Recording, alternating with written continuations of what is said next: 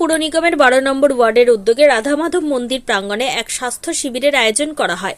এলাকাবাসী স্বাস্থ্যের কথা মাথায় রেখে এই শিবিরের আয়োজন করা হয়েছে।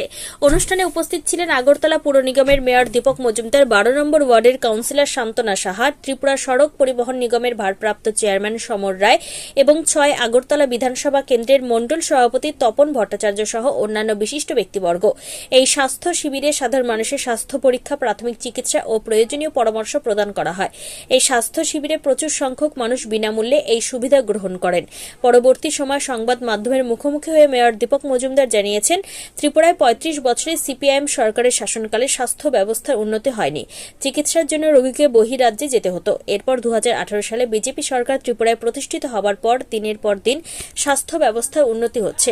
এখন আর কোনো রোগীকে চিকিৎসা পরিষেবা নেওয়ার জন্য বহিরাজ্যে যেতে হয় না। ভারতবর্ষের প্রধানমন্ত্রী নরেন্দ্র মোদী এবং ত্রিপুরার মুখ্যমন্ত্রী ডক্টর মানিক সাহার প্রচেষ্টায় ত্রিপুরার স্বাস্থ্য পরিষেবা ধীরে ধীরে উন্নতির দিকে ধাবিত হচ্ছে। ত্রিপুরা থেকে বিক্রম কর্মকারের রিপোর্ট।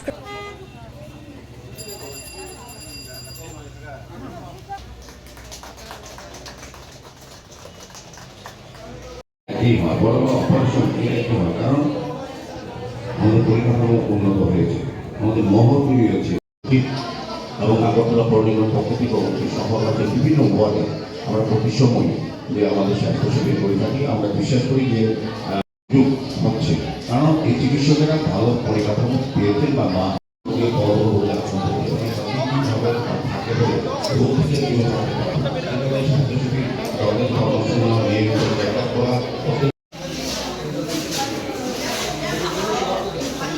সুমনদা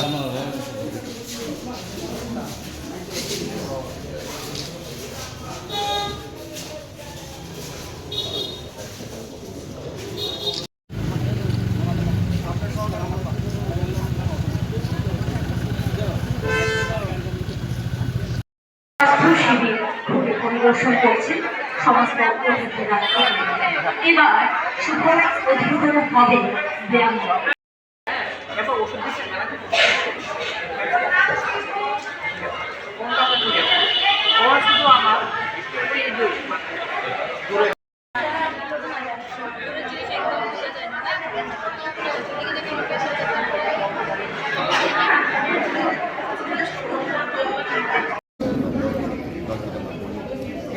পরিষেবা হলে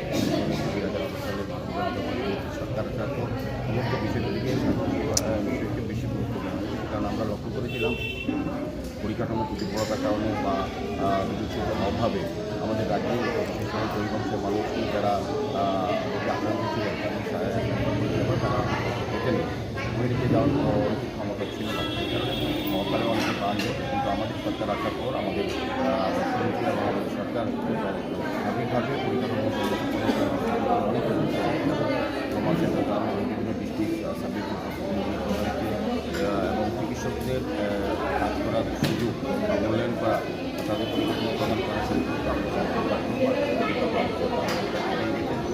এখন বড় বড় অপারেশন এই রাজ্যে হয় এবং অনেক মেডিকেল কলেজ হয়েছে। সেটা কিন্তু আমাদের এই এলাকার যারা এই রাজ্যের যারা এবং যারা শিক্ষার্থী অনেকটা সুবিধা হয়েছে।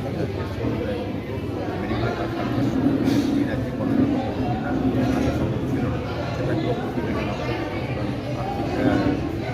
না থাকে সেটাতে আমাদের সরকার অনেক কাজ করছে। আমি বিশেষ করে স্বাস্থ্য পরিষেবা এত উন্নত এখন আর ছোটোখাটো বিষয়ে বা বড় বিষয় বাইরে কোনো রোগীকে যেতে হয় না, এই রাজ্যে তার চিকিৎসা করা সম্ভব।